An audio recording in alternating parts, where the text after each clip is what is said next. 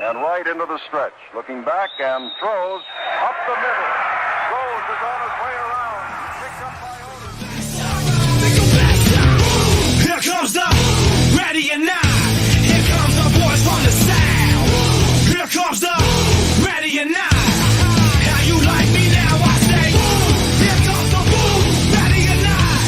Here comes the boys from the south. Boom, here comes the boom, ready or not. How you like me now? You don't live in Cleveland, you live in Cincinnati. You are watching live to the best damn Cincinnati sports podcast this side of Brick Memorial High School in Edgewater, New Jersey. How we doing? Awesome. Doing great.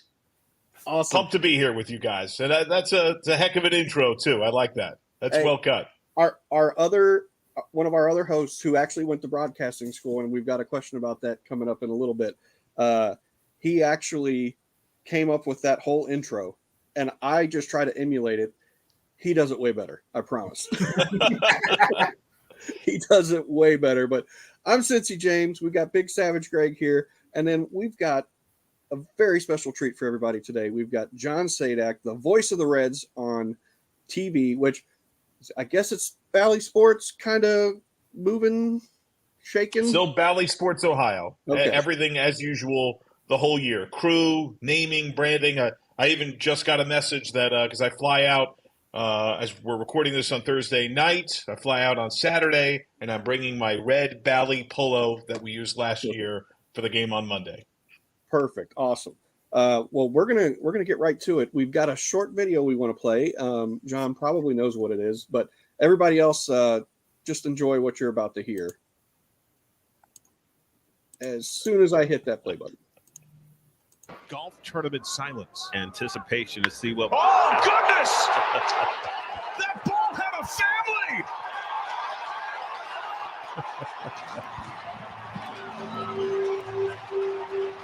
In game 2, his first home run! All right. Oh, and we've got Bengal Dad here. Here we are. He What's has up? made it. Look at that, John Sadak. That's wonderful. And of course, I'm late. Or You're as my right on son would time. say, better late than pregnant, right? But John, run us through that. I'm sure you've been asked it 1,000 times, but run us through what was going through your head. Had you already written it down? Were you ready to say that when he hit a bomb, or just run us through that play?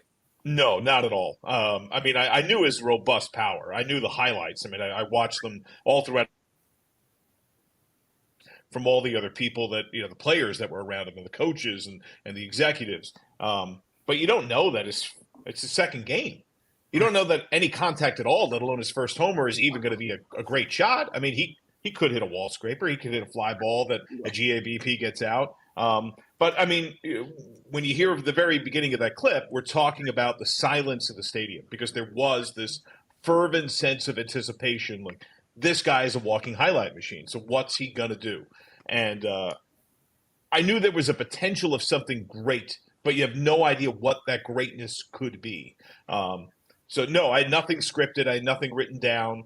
I knew to be ready for something big. And to be honest, the more that if I hear that, and it's often on shows like yours where it gets played, I'm not like listening to it on loop. I hear it in this kind of a setting. But what actually gets me to chuckle more, and a nuance that I didn't notice as much in the moment, is Barry Larkin laughing underneath. Like, as soon as the ball is hit, you can hear him like guffaw and then chuckle because he knows. I mean, he has seen it. He knows the legend of it.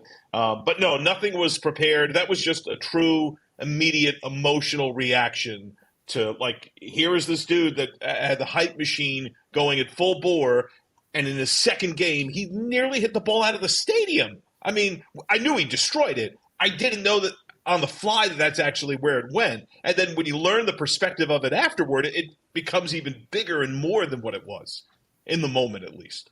Right. And now, speaking of Ellie, you've announced just about anything you can, all the way down to, say, water polo, lacrosse. Is he one of the most exciting people you've ever covered? Yes. Yeah, without a doubt. I mean, his tools are amazing. I mean, his speed, his arm, his power, and there's a swag factor with him. Yeah, some guys have that, and that kind of transcends even the skill level. And he has that. He also has this celebratory love of playing that you can feel watching him. It's infectious. It's transferable. It's the reason why during this offseason, as I've found little kids, and I'm going to say anywhere from like 12, 13 and younger, that are Reds fans, and I ask them inevitably one of my early questions, who's your favorite player? See him on the Caravan, see him at Reds Fest, see them around town.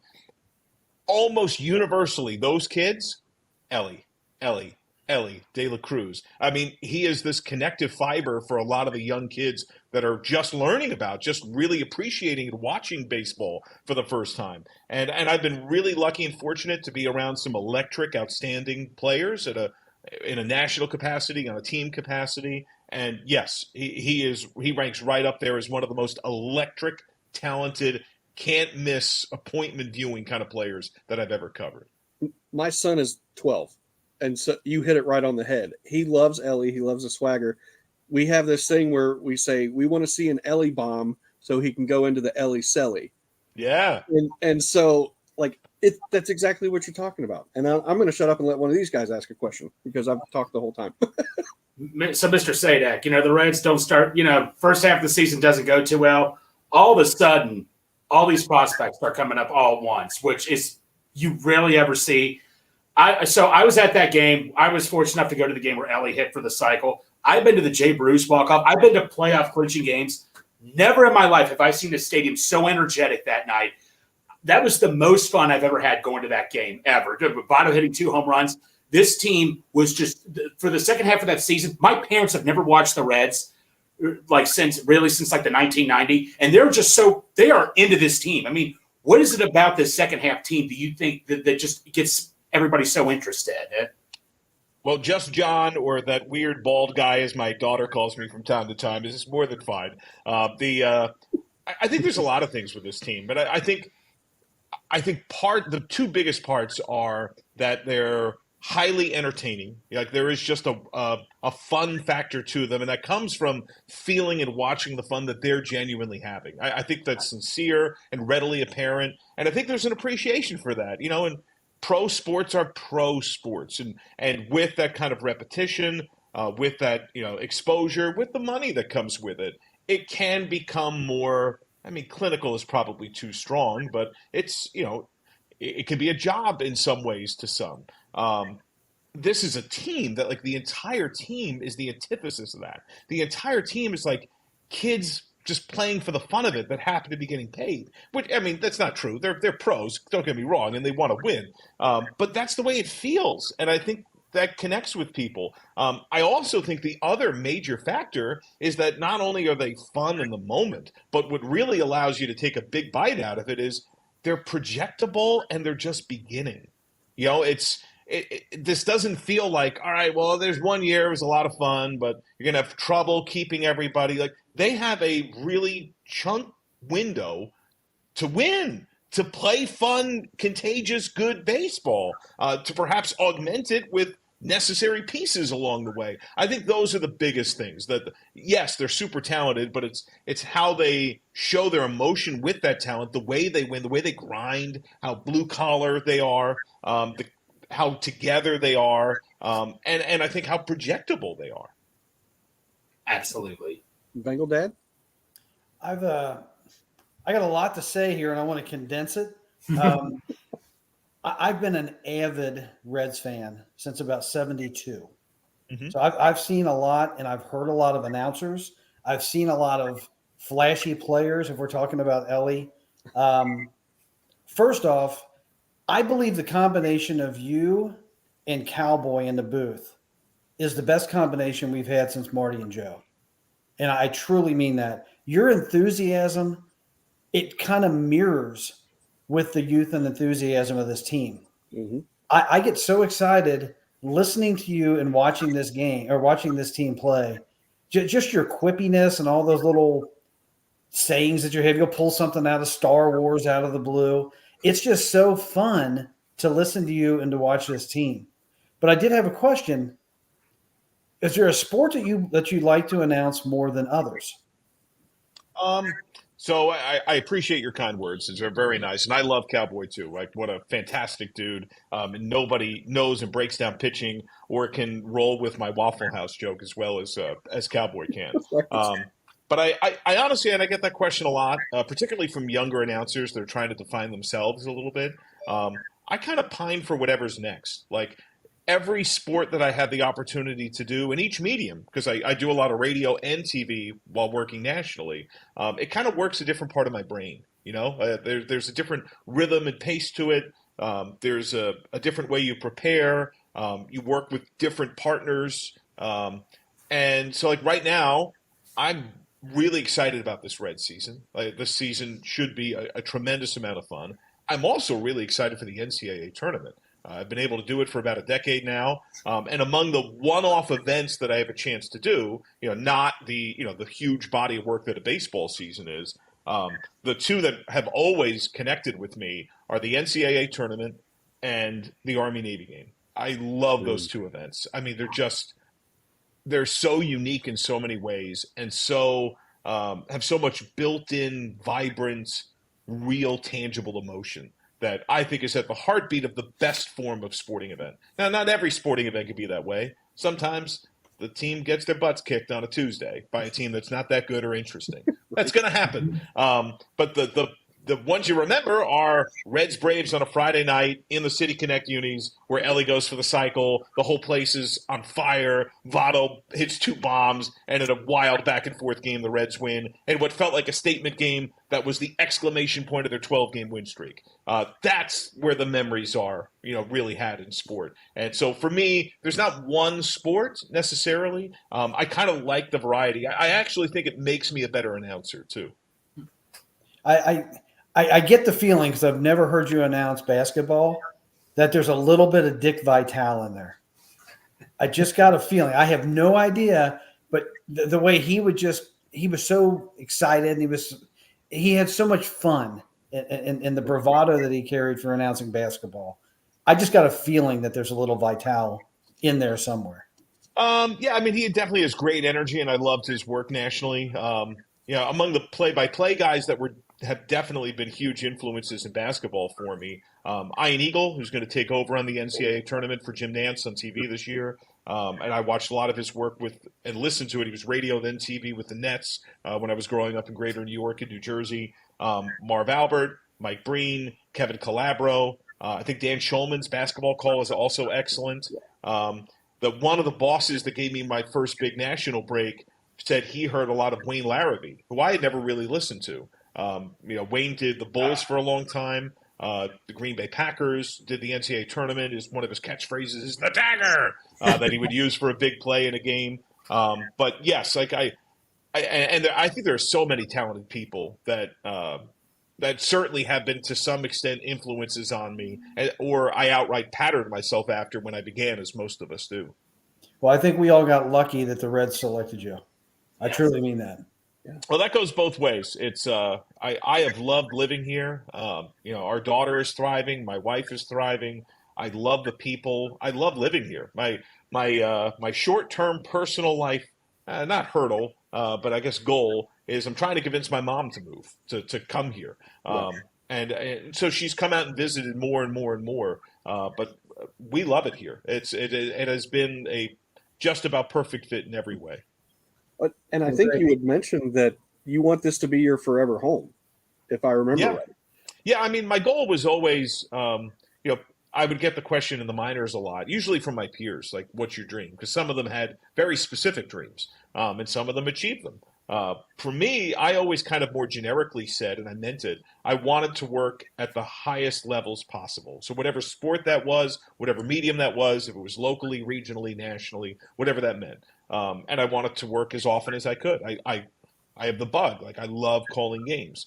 At the same time, as the years went on and I started seeing the changes in the industry and the pros and cons of everything, and I had a family, I got married, I had a child, it became readily apparent to me that more specifically, I really wanted to be the voice of a team, ideally on TV, ideally in either Major League Baseball or the NBA, and perhaps both if the right situation came up.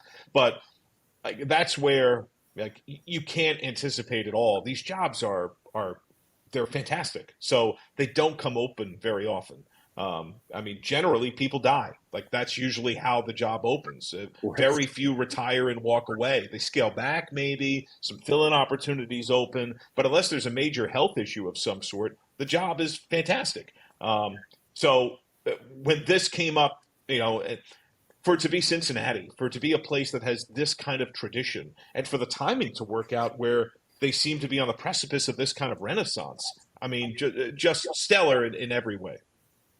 Well, we've got a comment in the chat here. Darth says, John has the best hairstyle of everyone on my screen. Yeah, my daughter would quickly argue and say, Dad, you don't have any hair, so you don't have a hairstyle. You got nothing. Well, we do have another co-host who was still at work, so he wasn't able to make it tonight. But he did have a question. He mentioned that he actually went to broadcasting school, and he said in broadcasting school, they always kind of detailed your mannerisms, like your uhs, or trying to make sure that you weren't throwing in those types of filler words, like I just did. And is there anyone on the professional level that watches that for you? Like, is there anybody in your ear like, hey, you just said that 6 times? Not really. It depends. So on some of the national games that I do, it's an even broader spectrum, honestly, of the game producers, directors that I'm working with. Something called packaging has entered that world where these outside companies are kind of filling the gaps. It's a bit of a cost-saving measure for some, in some extent. So that's probably happening less now than ever. But there are certain people that are staff. I work on TV overwhelmingly nationally with CBS that are the staff folks that have been there a long time are really good. They really care about the brand. And yes, some of them will kind of steer me in that way at some point. But moreover, at this stage of my career, I do have a small circle of fellow broadcasters, many of whom I was in the minors with that are now in the majors. Some are not in broadcasting anymore. But I hold them in high personal and professional esteem. I think that they really know what they're talking about. I loved their respective work. And so, you need to check in on yourself once in a while. When you're coming up, you're listening to tape self-critically all the time because we're all terrible when we start, and you're always trying to get better, and you're never a finished product, but some of those real rough edges get worked out on the earlier side. But I do have check-ins, or if there's a cut that I really like or I really hate, I'll send a short segment, not a whole game, but a 5-10 minute stretch, maybe a half inning to somebody. Hey, listen to this. What stands out to you? What do you think? And see if they're matching what I'm hearing or thinking, or something that they might come up with that I'm not thinking about that could be good or bad in some way. He also mentioned that something that he's noticed that you'll say during the Reds broadcast, and we'll see if you agree, is you got to watch for the cycle. With the guys we have on the team, it seems like it's kind of warranted, but. So part of it is, so our statistician who works in the booth is super talented. A guy named Joel Luckup, lifelong Cincinnati guy, has written 2 books on the Reds. So a fun fact, a lot of the nuggets that would come up in a game about first time a Red has done such and such, or the most whatever by a Red since, that very frequently, like almost always, comes from him. He has his own personal database. Like, he's imported every available box score in Reds history, and he has his own proprietary Excel set that he can just run these things live in the moment. So afterward, like, you'll notice sometimes those things are referenced in news articles. Sometimes it gives attribution to just Bally Sports Ohio. It's almost always him, or at least he had the idea to think of something. Or you'll see something cited from the team as confirmed by Elias Sports. That doesn't even come up most of the time unless Joel discovers it. Joel's the one who even thinks, like, well, I should be ready for – he also anticipates. He has stuff set up in advance all the time. Joel, when I arrived, was obsessed with the fact that the Reds had gone a quarter century without a cycle. So as soon as even like TJ Friedel is there, little Onelli comes, and McLean's got speed, and keep in mind GABP is a really hard park to triple in. But they now had a series of players active simultaneously that seemed built for that to happen. So we talked about that. And we specifically spoke about that with Ellie because like he seemed like the dude that was very likely to do it. That night, by the time he got to the second hit, let alone when he was a triple shy, we were talking about it in the booth. And we all, it was me and Joel and Lark, essentially agreed, like, we think it's going to happen tonight. And then he hits the ball to the gap, and I'm like, oh my gosh, it's actually happening. Like, he's really about to do it. And, like, next to me, like, you hear my excitement of the call, which is, like, really in the moment and honest. Because next to me, Joel is losing it. I mean, he's like, he looks like Kermit the Frog just did a line before he came on the air. Like, hands are flailing, he's jumping up and down. So that is certainly a part of it. And I do truly believe that, you know, it is an oddity in some ways because everything is relative, right? I mean, this franchise went a quarter century without this happening. And now they have all these dudes that this could happen multiple times in the next couple of years, particularly while they're at a place like Nationals Park, or if they're in Kansas City or they're in Colorado, it becomes even far more likely because the combination of speed and power and the types of hitters they are. So to some extent, yes, but to give context, that's part of the reason why. I love that. That's so awesome. Greg, go ahead, bud. So my uncle, who's a huge Reds fan, I was asking him if he had any questions. And, you know, this is a question I was curious about, too. What's your take on the changes to the game, such as the pitch clock, mound visits, and, like, you know, I think batters are only allowed to call for a break every now and then. Like, what's your take on all these changes to the game that have happened? I think almost all of them universally have done exactly what was intended, and I think it's a good thing. Yes. I don't know that, a lot of people speak about time of game period. Mm-hmm. I do think there's some element of that. Sure, there's something to that. I think moreover, it's pace. And I think that Reds-Braves game is a great example. That game took a long time. It was 12-11. Like, that was a back-and-forth game. Yeah. It didn't feel like it at all because stuff was happening, because there was tempo to it. And really what the rules are doing is it's making the game look like it used to. I understood the emotional reaction of the criticisms in the beginning because I think people had a hard time envisioning it. They thought it was infringing upon the game in some way. And for a select number of players, compared to what their inclinations were at that time, that's kind of true. But it's making the game look like it did for a far longer time in its history. I mean, even go back to 70s and 80s and look at World Series games. And the pitcher gets the ball and he comes set, or he winds up and he delivers. There's not that deep breath. There's not the pace. There's not the batter stepping out, adjusting the batting gloves. That didn't happen. The guy who did that was an outlier and was ridiculed for it often by both players and by fans. It's making everyone play that way. And I also think it was grossly overestimated by the critics how long it would take for the league to adjust. How many games are we going to see decided by this? Well, did you watch last year? It took like a couple of weeks. And violations were almost nil, and we never saw any. And you know what? If a major moment gets decided by that, then shame on the player. Like, get in the box and deliver the pitch. I think it's needed for the entertainment value of the game. I think it makes the game more fun, more watchable, more like how it was really designed to be anyway. Yeah. We would go, like, we would hop on here but not go live because we don't want to get in trouble. But we would just share my screen and we would just watch together. Like me, Greg, Santori would hop on there. We'd have guys from another podcast. We'd all just sit there and watch and have a good time. And we didn't notice how long it was. No, it was just that type of pace. It was great. My dad told me. So this year there's going to be another slight change. They're going to shave another 2 seconds with bases empty from 20 to 18 seconds. Yep. I don't think we'll really notice it per se, but I think in the aggregate it will have some value to it. I think they're still tinkering and trying to find the best version, and I love that they're testing all these things out in the minors. They're not like on the fly trying to discover what the impact is in the big leagues. They have ideas, and then in select minor leagues at certain times a year, they use the the pre-tacked ball, AA in the Southern League last year that some of the Reds players had to deal with. It didn't go great for them. That's okay. Like, yes, you want that development to happen, but I love the fact that, because for something to really be tested in baseball, it's got to be tested over a long sample size. You need a lot of games, you need a lot of innings. I love the idea that they're doing it that way and figuring out what helps the game. That's all of this is about helping the game on every level so that it can exist in an even better form in the future.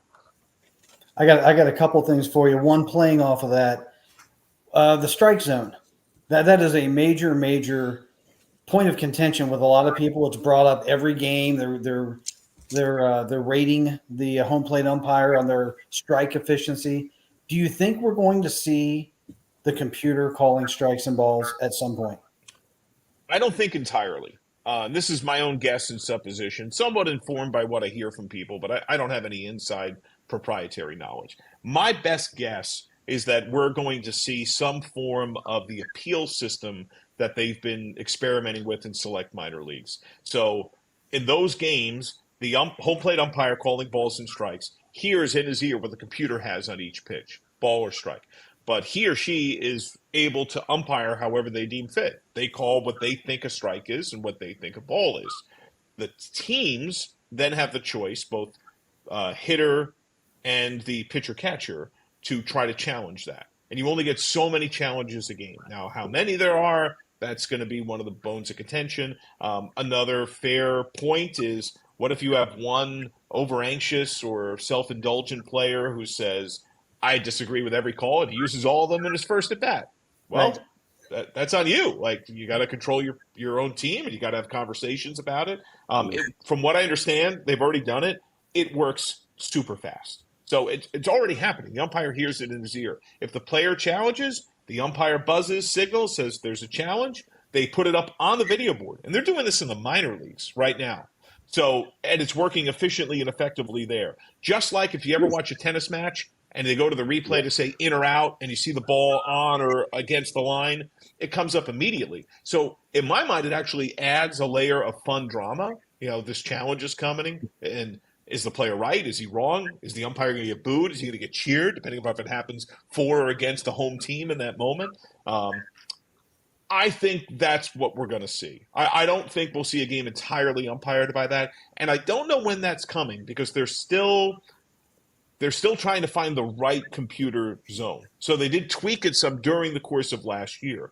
I would say, just looking at the stats and talking to guys who were down at that level, generally it probably favored hitters too much. We saw averages go up. We saw walk rates go up at a rate that was probably excessive. I think the zone was really, really tight. I don't know the best answer to that, because there's great conflict within the player community. Should the strike zone look more like a box or more like an oval?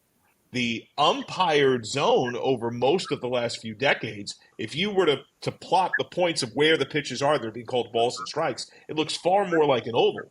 The rule book strike zone is a rectangle. Right. So which one is better, and why, and how does that impact the game? And you also try to be predictive, like, are there going to be certain pitchers that can gamify it, that can create and execute specific pitches that are just about unhittable, but technically strikes? And so those are all considerations, but ultimately I think they're going to figure it out. And I think in the relatively near future, this has to get approved. You know, there's rule changes, there's a lot of other working parts, but that's what I think you'll see. I don't think you'll see the entire strike zone all game called by a computer, but it essentially will be, and I think a challenge system will be in place. I think that will. I think if they do go to that even partially, I never see the strike zone get taller or shorter. It's the same for Ellie as it is for Friedel. So the box that we show is not the strike zone. So, and that's one of the misnomers. It's a general outline, right, but it's not the true zone. And that's one of the major bones of contention of the umpires. And you'll hear Chris Welsh and Sam LeCure will often kind of rail against it. We shouldn't have the box. It's so influential in a negative way. I disagree with that idea, because to me, the box is not the absolute. It's a baseline. To me, I'm not judging consistently the box as being ball or strike. But I could tell relatively where the ball was better with the box. So with the box, was it 1 inch on the inside corner of the plate? And then the next hitter, that point's the same every time. So I can frame a reference, realize, all right, well, this umpire's calling what the box is showing as 2 spheres of the baseball off the plate. Well, he should call that for everybody because that box is not changing. The box is static the entire time. But you make a good point that the high-low zone for someone should change. And I don't know that there is a way to technologically do that. I would assume there is. I mean, I would think if we do eventually employ some electronic system that would be used as the basis of appeals, perhaps there is a way to import that to superimpose it in. But I just think that there could be a lot of room for error, that it could be slightly off. And I don't know what the solution to that will be. I don't know that technology well enough. But it's a good point. The other question I have is completely away from technology. Have you had an opportunity to talk to Marty Brown? Yeah, I've met him a handful of times. He and his wife, Amanda, were very kind to us. That this fall, my wife and daughter and I all went to England. I called an NFL game. I did Ravens-Titans for Westwood One over there, and they had been multiple times. So I had spoken with Marty at a golf event, and we talked a variety of things, but that came up. And then Amanda was there, and then she learned that we were going to England and started sharing ideas, and they connected us with a tour guide, a blue badge that was over there. They were very, very helpful. But yes, I've probably spoken more to him in the last year than at any other time. All right. Do you reference the Reds at all? Yeah. Oh, I know how important the Reds are to him. Yeah. Of course. Yeah. Many of the events that we see each other at are Reds related in some way. We're at a sponsorship dinner or the Hall of Fame or, and the current makeup of the team or what's happening certainly comes up from time to time. Okay. Now we are at that 30-minute mark roughly. Or how are we doing? We're all right? Oh, good. Yeah. Okay, cool. Greg, you've got a really good little, I guess, exercise because I kind of want to shift to the future of the team this season, like outlook for it. Greg, why don't you go over the average hits home run thing that you had? Okay, so before the show, me and James, we gave our players, I want your players on this. Who will lead the team in batting average, hits, and home runs? Like pick a player for each, or it could be that same player could be for all 3 categories. Batting average, I'd probably go with Matt McClain. And I think hits, I'd do the same. Because I think he's very likely to be a well above 300 level hitter, who I think will be playing the overwhelming bulk of the year. He's got the aggravation of the oblique issue right now, but that young man keeps himself in great shape. And if there's a time to get hurt, it's immediately as spring training begins. That's the time to get hurt, to have the most amount of time to recover and play for an entire year. Home runs is more challenging. I believe that Ellie is going to be able to play every day. I think he's going to cut down on the strikeout rate. I think he'll still strike out some, and that's okay. But I think if he can get that average into the 230 range, I think it's very possible he can do far better than that. If he hit 230, 240 and cut down his strikeout rate 3 to 5% and brought the walk rate up by a minute amount, he's going to run into more homers because of his pure automatic power. And I think GABP will be kind to him in that regard, the laser beams that he hits. I think I would go with Ellie. All right. Do you have we'll say new player to the team that you're really excited to watch? Maybe Frankie Montas or Heimer Candelario. Like, do you have a guy that you're just like, okay, I'm ready to see this guy in person every day? Yeah, I think Frankie is definitively that guy. I mean, all accounts of what's going on in spring training right now, I think he could be exactly what this team needs, and on a lot of levels. Because if healthy, I think he can deliver a lot of innings. I think he can deliver a lot of quality innings. I think he can shepherd along some of these younger guys and helping them learn how to be big leaguers on every level. I love the bravado of, I think it was Gordon Whitmire the other day for the Inquirer, asked him something about the PECOTA projections that were saying the Reds were going to have a losing record.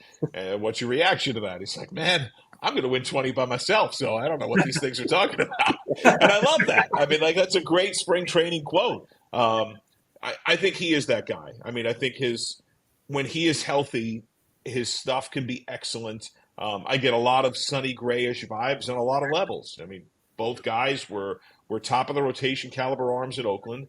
Both went to New York and had their struggles for different reasons, and now both found their way to Cincinnati. And I think he can deliver that kind of impact for this team, and they need it. I mean, I think their success this year will be heavily determined by the roster decisions in terms of both who's active by Nick Kroll in the front office and who's used when and how by David Bell in terms of the lineup and the rotation and the bullpen usage.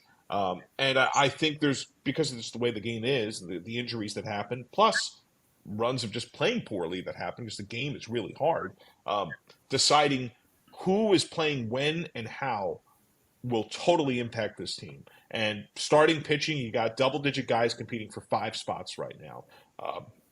There's a lot of unknowns with some of the returning guys whose high-end potential is obviously excellent, but can they execute and do it and be healthy for an entire year?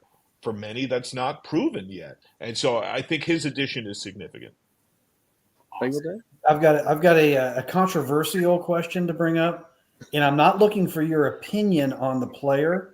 I'm looking on your opinion, or for your opinion of if you think the Reds would entertain the move.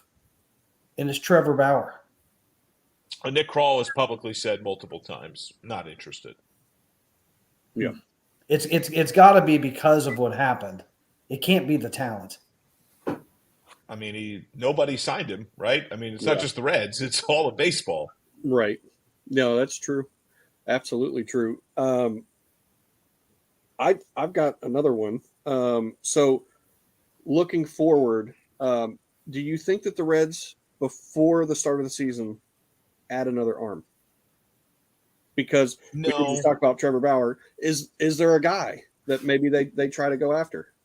No, I mean, if they have an injury, or multiple injuries that we're not forecasting, that's possible. I think they have more than enough depth right now, and I think I think the spring training will be critical as a competition. That's something else Nick Kroll has talked about.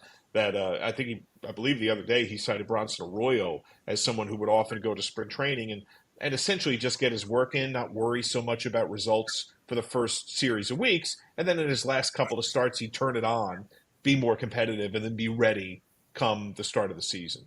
And he said, the guys this year universally will just not have that luxury. Like, you're competing from the beginning. Every single outing, every single bullpen, you're competing for who's going to be on the team, for who's going to be in the rotation. There are going to be some good players in AAA to begin the year. So I think that's more possible, that we could see internal shifting perhaps even earlier than we would anticipate, because that's going to be critical. And that's kind of what I'm referring to, that, look at Graham Ashcraft, who when he was on is overwhelmingly authoritatively dominant. And he had 2.5, 3 months where he was excellent. He also had 2 months where he was not good. It was really bad. Yeah. And so who is afforded how much leash and when? And what goes into those decisions? Because I think the stakes are raised. I mean, the players have all talked about it and embraced it. They had a winning record last year. They weren't eliminated until the next to last day of the regular season. But they were eliminated. And these players have talked about and openly embraced the idea that the goal, the next step, is to make the playoffs. Making the playoffs is hard. And I honestly believe the Reds are in the most competitive division in baseball. Not the best teams top to bottom, but where first through worst, I think there's the potential that these teams are as close as anyone, in part because you're going to see even more help coming through the minor league systems. Of the Brewers have a lot of talent on the rise, highlighted by Jackson Chourio, the number 2 overall prospect in the game. The Cubs have some select significant help coming. The Pirates top-end guys, that especially like you look at a guy like Skeens, these dudes could be in the big leagues this year. So, yeah, I think I don't see them adding an arm before the year. Will they add a piece during the year? More possibly, yes. And that's where the depth becomes a strength. Because if they have that much depth and they have guys who are at AAA, they have options in what they can do to move capital, player capital, to try to augment the big league team in a meaningful way. And I think anytime that they're offered a good deal that helps the major league team, they will do it. Last year, the pitchers, they needed pitching. The pitchers that moved at the deadline, the asks were far too high, and they almost universally, all those guys were not good when they went to their next respective team that was in the thick of it. And so I think those moves prove prudent, but I don't think that means that they will eliminate the idea of making moves. Like, they will always be trying to improve the team. Yeah. Greg? So another big call. I mean, I actually had the pleasure of interviewing Graham Ashcraft on another show, and I asked about when Ellie stole home. He's like, we were all just like the fans. We got to see a front row seat of all this. When he stole second, stole third, and then you're like, and he stole home. What was that? Were you just like, even as yourself, were you like, what did I just see here? Right? Well, I somewhat saw it coming. I mean, by the time he got to third, and he didn't even look at J.R. House, and he started taking that wide lead. I was doing that game with Cowboy, and Cowboy was lauding, Ellie's impact and breaking down the situation, and I could feel it. And as Cowboy is talking and making his point, I am fervently pointing, like, he's gonna go. Like, watch what he's doing. And then he steals home. I mean, those are examples of things that he is capable of that you would never anticipate with most, and with him you do. Like, the other thing, and I said this early in his stage in the big leagues, I still believe it. We're going to see him hit an inside the park homer.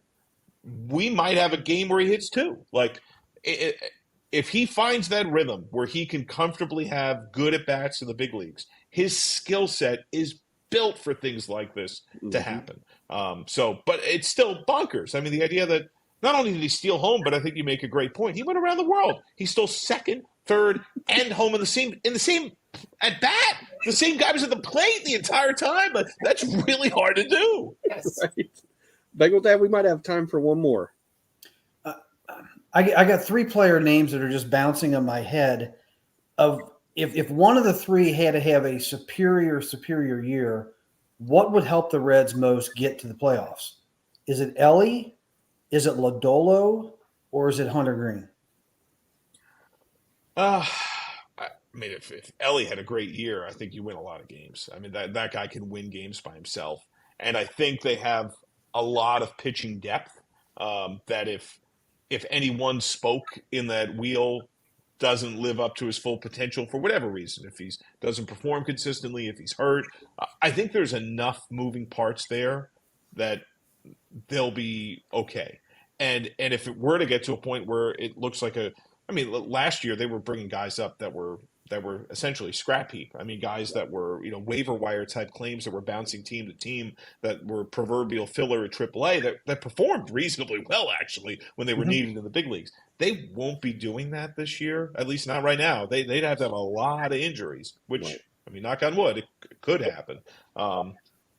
I think more probably the guy who's playing every single day probably has more impact than any one starter. John, we know you got to go get your daughter from ballet, right? Tonight is art class. Art class, sorry. Yeah. So we know you got to go get your daughter, so we don't want to keep you any longer. Thank you so much for coming on. Of course. Thank you. We can't say enough about you. Thank you so much. Appreciate your kindness. Keep up the great work. Go Reds. Absolutely. Yes, thank you. Definitely. Thank you, John. Thank you. Be well. All right. So that was amazing. We love it. Wow. And he was still on there, and that's fine. I don't care. Well, no. The cool thing is it's like Bagel Dad, like you point out his enthusiasm. He's like a fan announcing games. It's like, wow, I get to do this. I get to do this. I was going to mention that to him also because my son, who obviously went to broadcasting school, as you've noted, he was told by his superiors or his teachers or whatever that the last thing you want to do is be excited for your home team.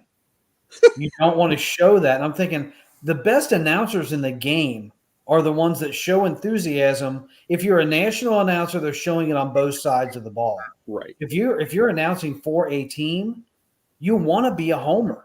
Right. I think most fans enjoy somebody that's rooting with them.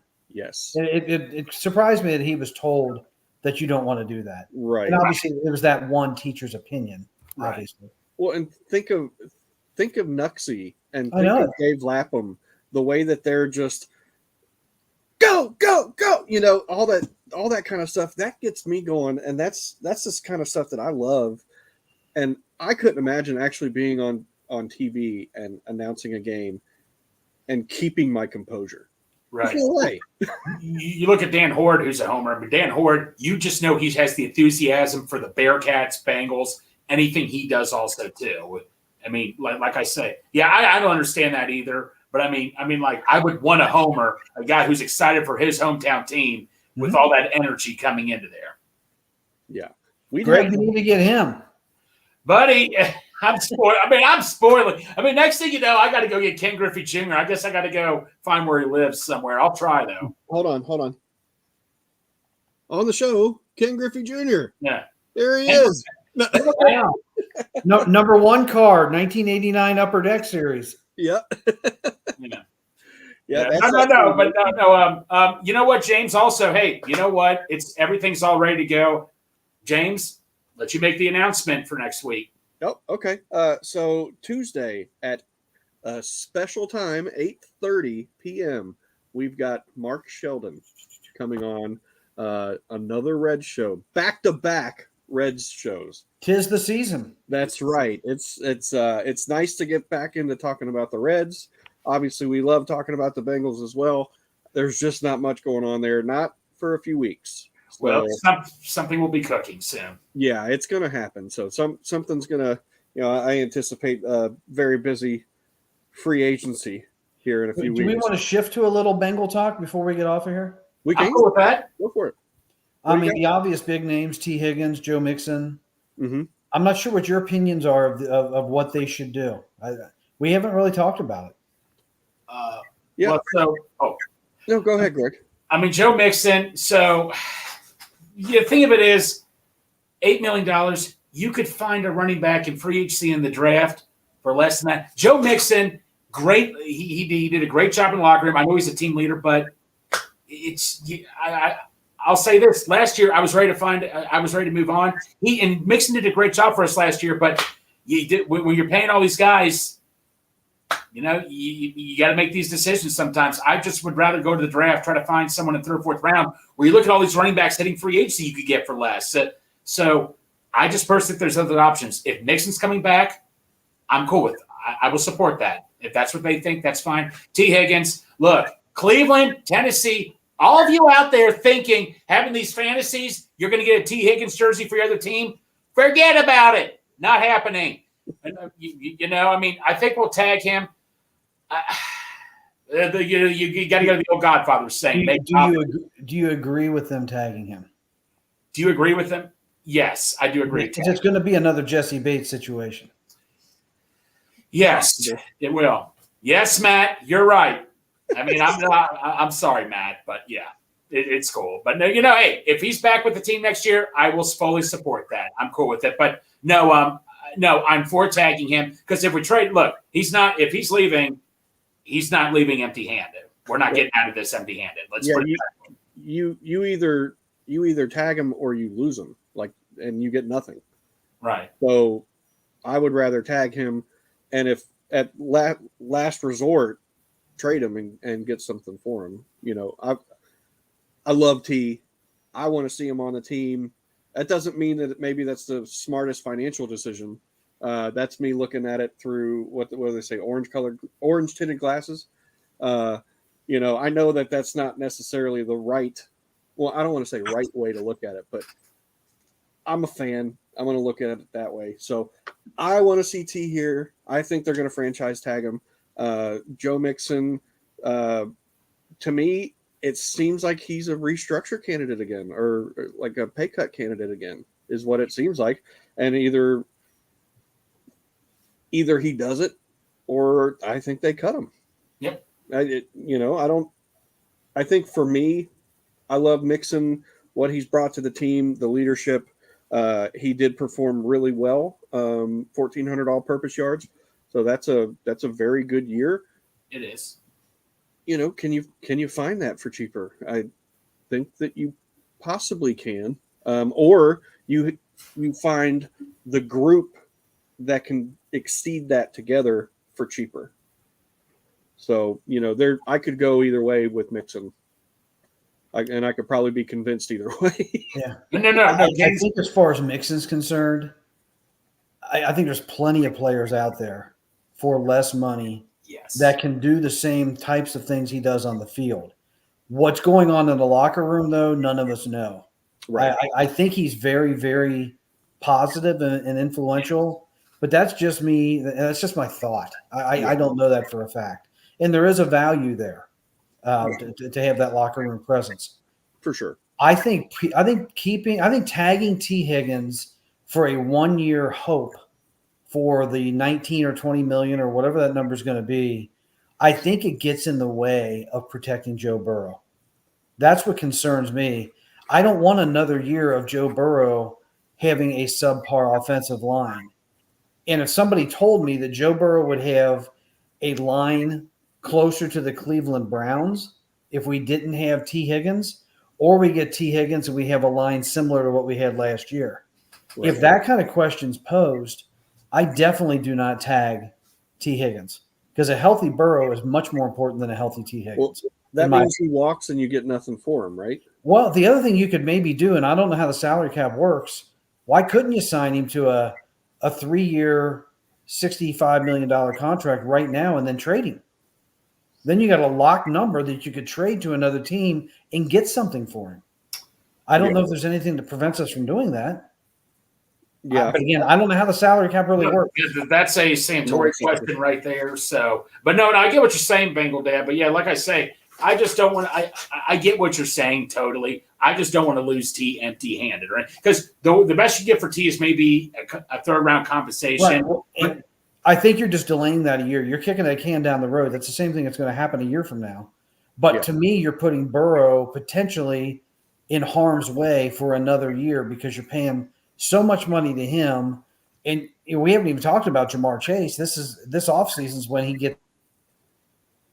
So I don't know. I want to protect Burrow. To me, the Bengals aren't even fun to watch when Burrow's not in the game. They're okay to watch when T. Higgins is out. They're okay to watch when Chase is out.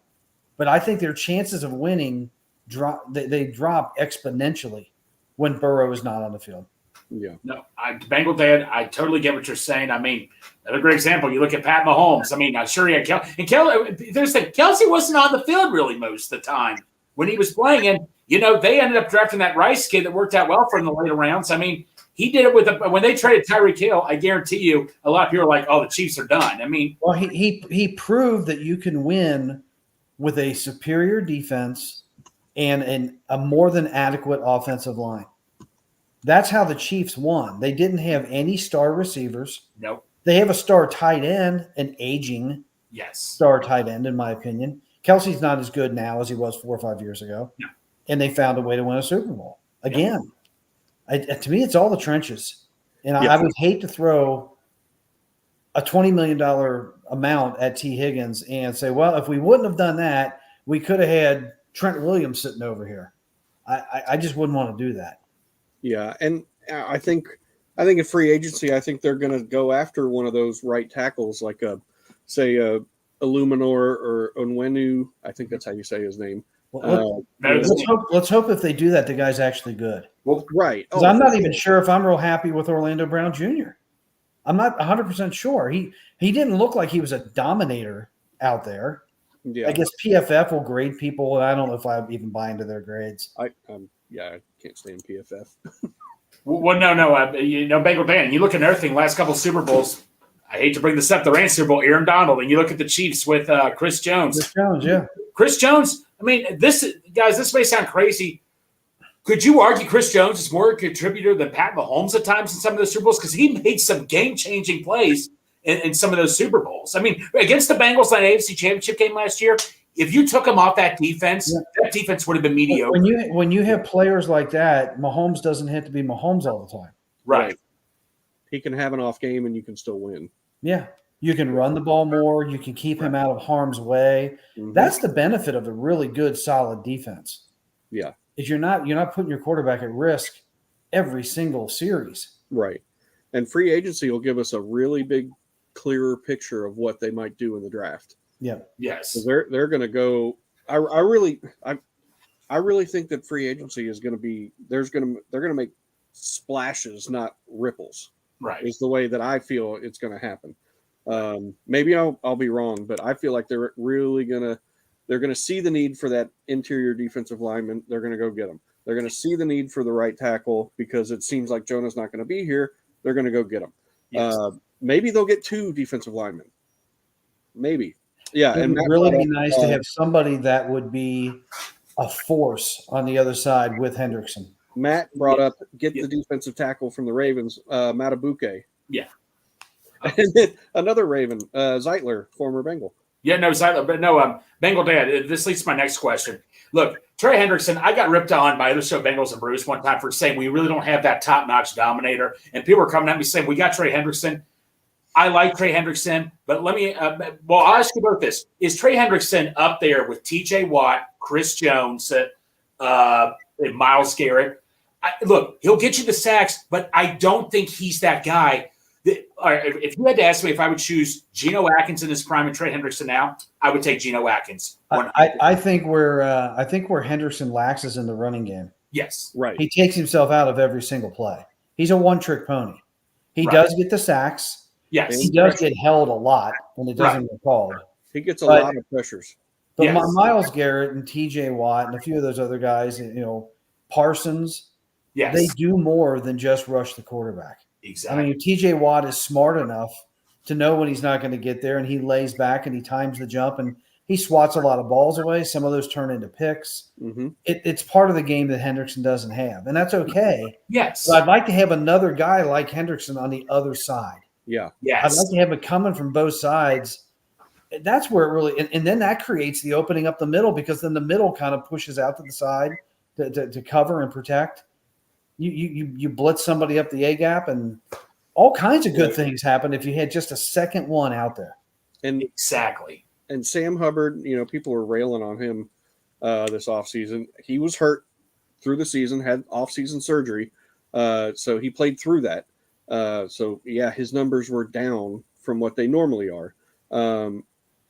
But maybe Miles Murphy moves into playing a little more on the opposite side. It would be nice if he picked his game up a little bit. He looked like he was finding himself a little bit near the end of the season, but we need that to progress. Because I thought Osai was finding himself the previous year a little bit. Yes. And he completely went away. Yeah, it did seem like that. Absolutely. I don't think he's recovered mentally from hitting Mahomes. Yeah. I bet you that just wore him out in the offseason. He doesn't look like the same player anymore. Right. Oh, it wore me out too. Bengal, I'll ask you about this. I know we're sick and tired of talking about this, but tight end. We got to go get a tight end. I mean, I am for getting Drew Sample back. I'm for getting Tanner Hudson back. Just get me a guy you can rely on. I know Tanner Hudson kind of filled that role, but like Dalton Schultz, $3 million. You look at that Browns game in the playoffs, such a big key contributor he was, and they demolished the Browns. I'm like, we could have got him for like $7 million or something. It comes down to if Zach Taylor is committed to having the tight end be that high of a percentage involvement in the offense. Right. I don't know. I don't know if the Bengals are committed to it. The Bengals haven't used their tight end probably since Eifert. Yeah, maybe Eifert, you could say. I mean, I'm going all the way back to like Rodney Holman. That's when they really used the tight end. Eifert was hurt too much for me to tell if they were going to really use him or not. Seemed like the only time they used Tyler Eifert was at the goal line. Yeah. But to make him an integral part of the offense, it's been such a long time that I just don't know if that's what they want to do. I'm sure Burrow is going to throw it to whoever's open. Oh yeah. But if he's the number 3 or number 4 option on every play, he's still only going to get the ball a handful of times, no matter who's out there. My thought on this is, I don't want to spend a bunch of money on a tight end. Yeah. If you're not utilizing it a whole lot, use that money somewhere else. Yep. Yes. Use it in the trenches. Use it there, as opposed to getting somebody, because we have Dalton Schultz at home. Tanner Hudson was top 5 in all the categories that matter for tight ends once he started getting regular playing time. So we have that guy, and he's cheap. super cheap. So for me, I say Tanner Hudson, Drew Sample, draft a guy. That's cool. That's I- my thought, because that cost is going to be way down for that tight end room. And if you get any kind of production out of that tight end room, like let's talk about Santori with his production per dollar, it's going to be we're going to get a lot of production for not a lot of money. Again, I guess to prove my point, I thought Hayden Hurst was a heck of a tight end. Yes. How we didn't use him? Nope. He would make one or two plays early in the game and get the crowd all ginned up. Yes. And he might make a play somewhere in the fourth quarter or whatever, but he was like the fourth or fifth option. And he was kind of electric, in my opinion. He was that lunch pail, run you over. He looked like a Pittsburgh Steeler out there. Oh, he Is what he looked like. If we had Freiermuth, I don't think he'd catch maybe 60% of the balls that he catches with Pittsburgh. Right. Yeah. I just don't think they would integrate that into the playbook, Right. or the game plan. I don't think they would. That's why I'm not so hell-bent on a tight end. Well, I need a punter. I absolutely need a punter. That bothers me. Well, Tyler Boyd kind of played that role of the tight end. I thought. I wonder. I don't know what I think Tyler Boyd they're going to move on from, but I wonder if they're going to. If Tyler Boyd leaves, then they may look to involving the tight end more, because Tyler Boyd kind of played that role of the tight end. Yeah, that's going to be the hardest part of this offense. If they lose Boyd and Higgins in the same year, which I don't think they will. I think they're going to tag Higgins. I just don't like the idea. It's at least easier to try to replace Boyd 1 year and Higgins another year, and have these guys, develop over a little bit of time. To lose 2/3 of that trio at one time, that might be a little bit too much to overcome, especially all of a sudden if Chase gets hurt. Then you're really, really up a creek. Give us the Chiefs' former punter that they released. I'll take him. He's good. Yeah, I'll take him in a heartbeat. They really need. They play so many close games. The Bengals do, and these games are always tight late in the fourth quarter. That field position game and the punter plays such a big role. Hey, we're not going to punt. We're not going to punt. No, I've heard that before. How can you stop this offense with all these players? Yeah, right. Do you guys think we took Kevin Huber for granted at times when he was in his prime? Or not we, just like some. I don't think so. I just think he was a really, really he was solid. a well above average solid punter. Yeah.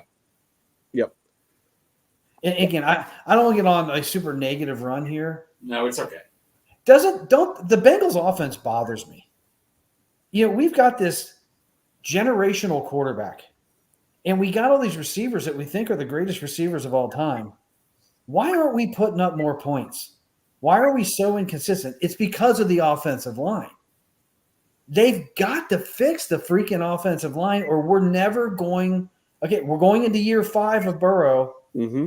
4 years are already gone. If he plays 15, his career is moving into the 1/3 mark. He's going to be 1/3 done. At some point, we need to protect the guy. And I really think the Bengals are better with a protected Burrow and lesser skilled players than an unprotected Burrow with skilled players. Mm-hmm. I hope they come to that realization, because I don't want to spend the next 10 years just thinking, what if? I'm on the train where I'm okay with Jamar Chase and Yosivas and Charlie Jones and Trenton Irwin. Those 4 guys, you've got one of the best receivers, and then you've got 3 solid guys. Well, and frankly, it's pretty easy to find a receiver, 1 per year, that's better than everybody you just mentioned, other than Chase. We could get that guy receiver like Rice. Wasn't he like what, a 4th or a 5th, 3rd or 4th round pick or something? Rice, I want to say, was a 6th rounder. See, there you go. Yeah, you can find guys. I'd have to look. That's easier for the Bengals to find than offensive linemen. Right? So with that. No, but here, offensive line. But then again, people say you have to give him the 1st, 2nd round. But Obuehi, Fisher, and Billy Price. I mean, you just don't know. You don't know. If Jackson Carter. I think you got to get those offensive linemen in free agency. Yeah, you do. You got to get somebody that can protect Burrow today, not a year from today or 2 years from today. Right. That's where that money has got to go, and I hope they do that. Yeah. And as Matt says here in the comments, day 2 wide receivers are loaded. I'm an idiot. He was a second-round pick. Oh, wow. I'm Okay. an idiot. Sorry. No. I thought the same thing too, man. No worries. I thought he was a way late round. That's my bad. But still, man, like that was their best receiver, a second-round rookie, though. I mean, the others were just like, Nicole Hardman, he got he bounced there, bounced back. I mean, that was their best receiver, was a second-round rookie. Yeah.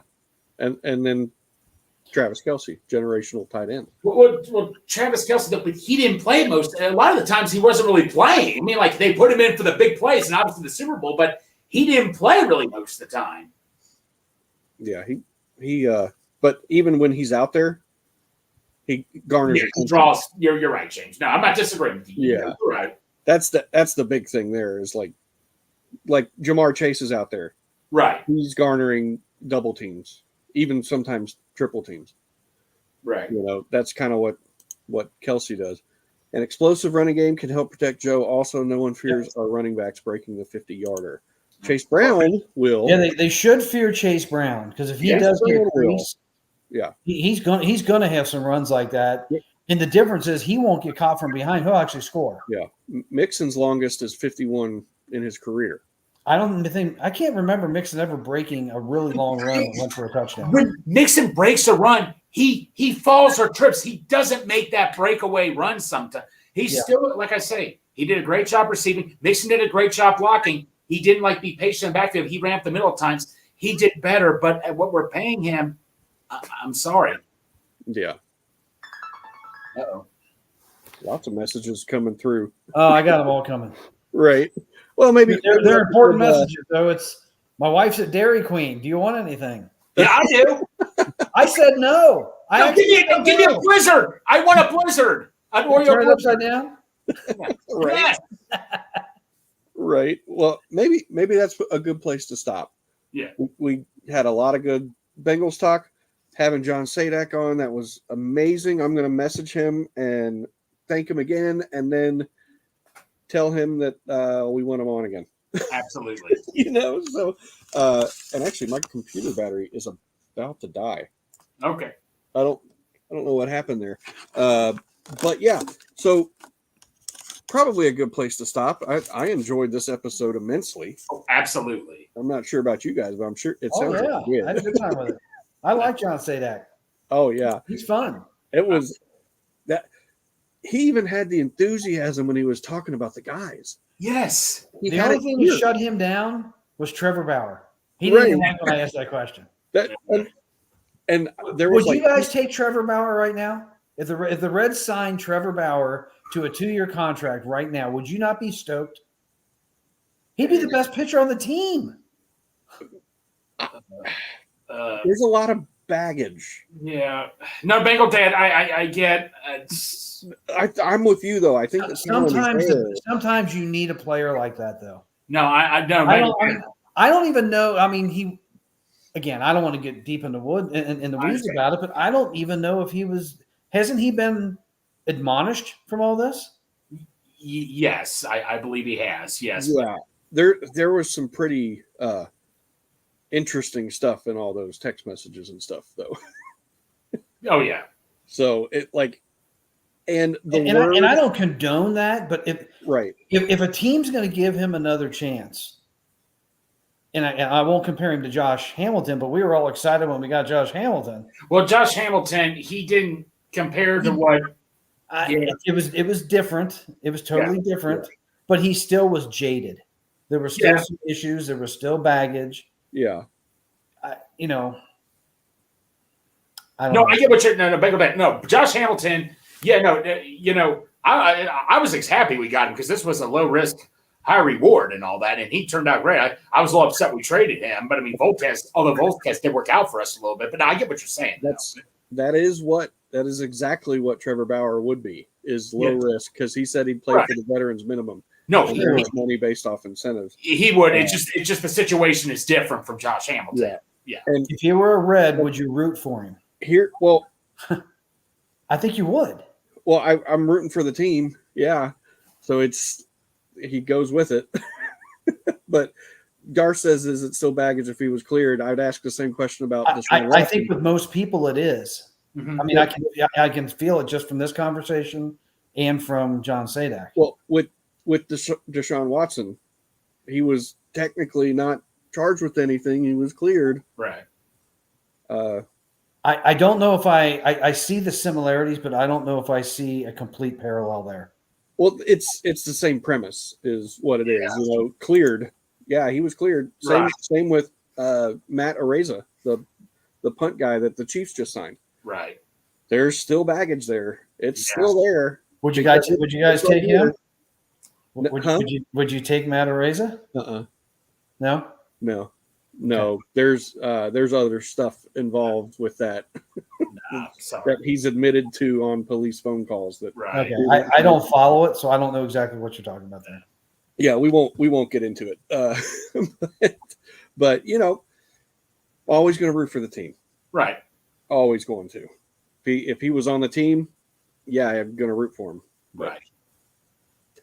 But yeah, so Santori's coming on just for us to get there off. he is. I made it. He just in time to either squash me or support me. What is it? What are we doing? Would you take Trevor Bauer?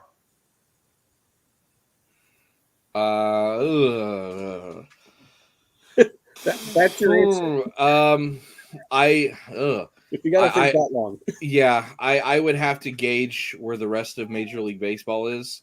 That's one of those moves that could destroy you PR wise. If we're taking it from just the athlete perspective, sure. I mean, I still think he's a hell of a pitcher. I don't think anybody disagrees with that. Correct. But man, that's and I know he's been actually, it's not like a paid off case. He's been proven innocent. Do you compare that to Deshaun Watson's case? No, not at all. Because Bauer countersued to prove his innocence. The Deshaun Watson case was kind of one of those things where it's still ongoing. Actually, the NFL said they'll still continuously work to suspend him as more things come out. That's not over. The Trevor Bauer case is over. He's been 100% proven innocent. We know she lied. But for the non-hardcore fans who don't follow it, they're just going to see a sexual assault allegation and be like, why did the Reds do this? So that's a tough one. I mean, you would, and I know Trevor's pushing hard to get back, but there's more that he could do to, I think, make sure that everybody understands that he did win that case and it was a lie. Maybe a Netflix documentary would help, kind of deal, like a Manti Te'o thing. Right. Where we're all kind of like, oh shit, Manti got screwed. But until then, unfortunately I'm gonna have to say no. Just I think the way he carried himself for the couple of years before that's a PR nightmare, an absolute nightmare. I think the way he carried himself in the few years prior to that, where he was mocking players and trying to rat other players out, I think that is not helping him either, because he's not going to get the support from the players themselves. No, he's been known as someone that stirs the pot, someone that's a punk, someone that, you know, he is an individual out there. Mm-hmm. This isn't like it happened to like a Walter Payton Man of the Year kind of guy. It happened to a guy that kind of puts on that punk rocker attitude, because when we all heard it, we were kind of like, he's a little bit of a psychopath. I could see that. Mm-hmm.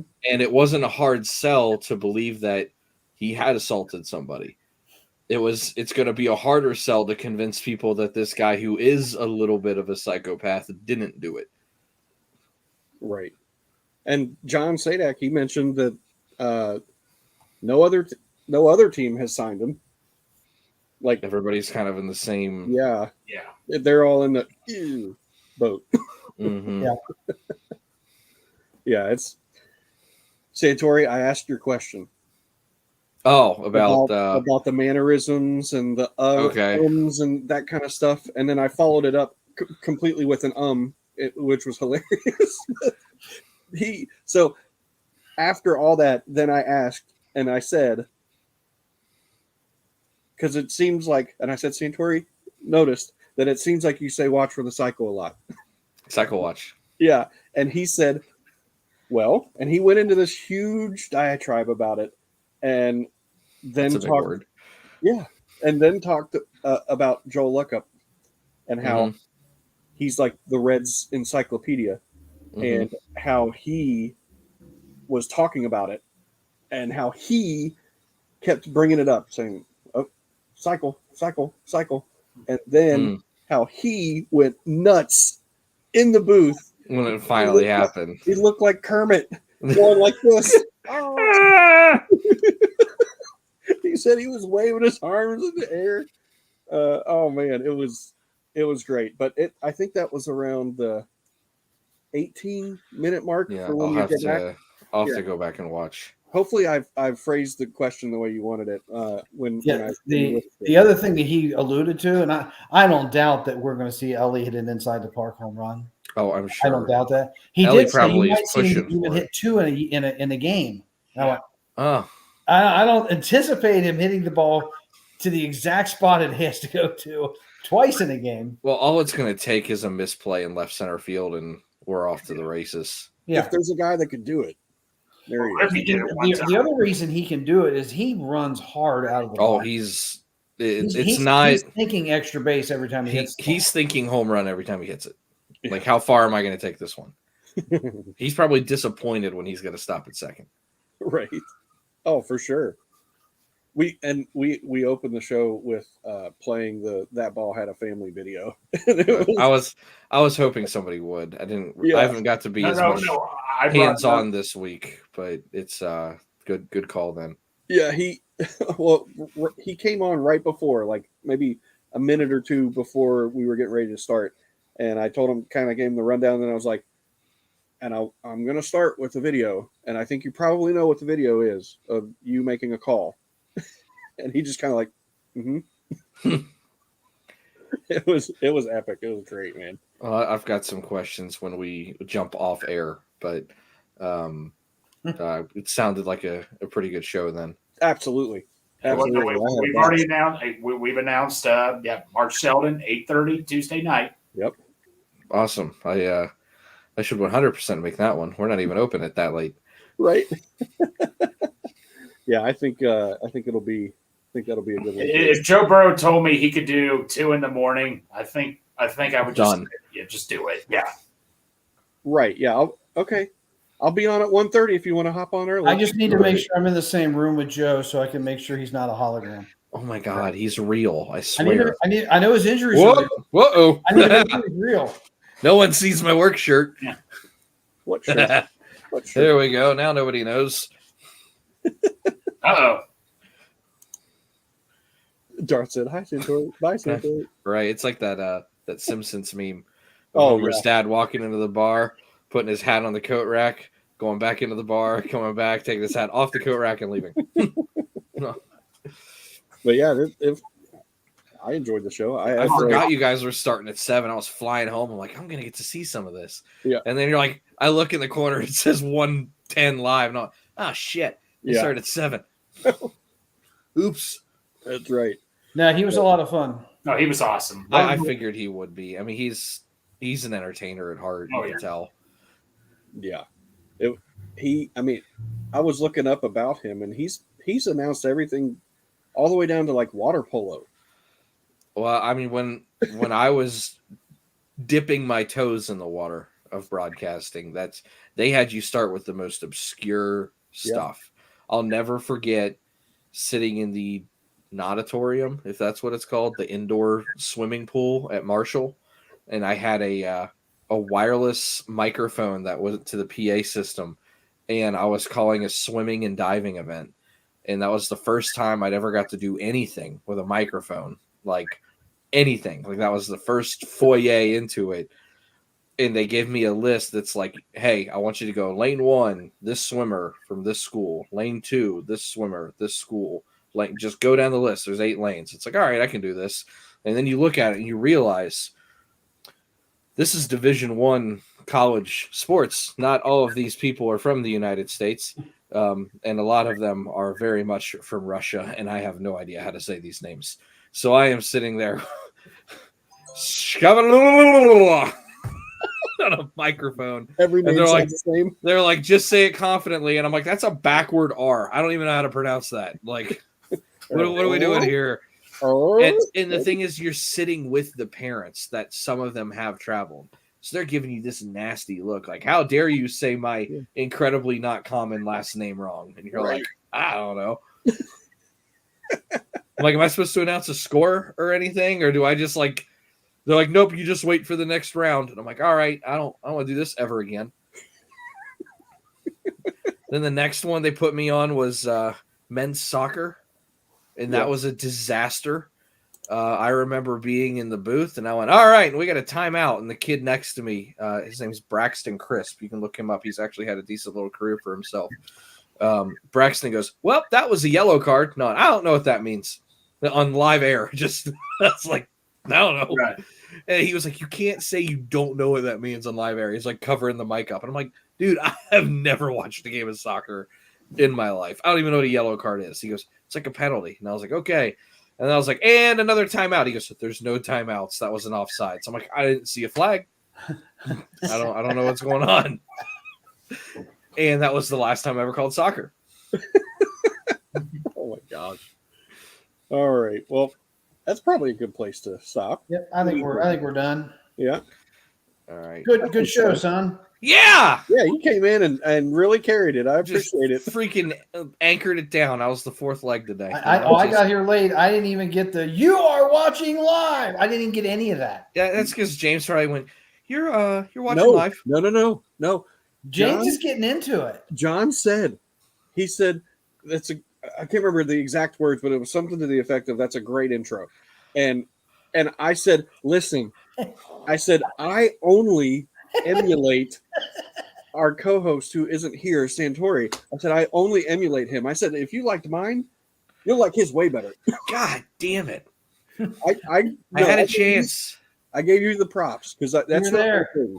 That's He not could my have thing. just, scooped you right off of this show and put you in the Reds booth. I One told time it was just me and Santori. I'm like, Santori, do you want to bring horn? Like, go ahead, Greg. I'm like, do you like? But speaking of which, I'll do this. Do you like honey? Do you like wine? Go get Bremming horn. Yeah, we haven't done the sponsor reads in a minute. We've got to go scrolling on the bottom every time. I know, but I miss kind of being a little impromptu. Right, but no, shout out. Oh, okay.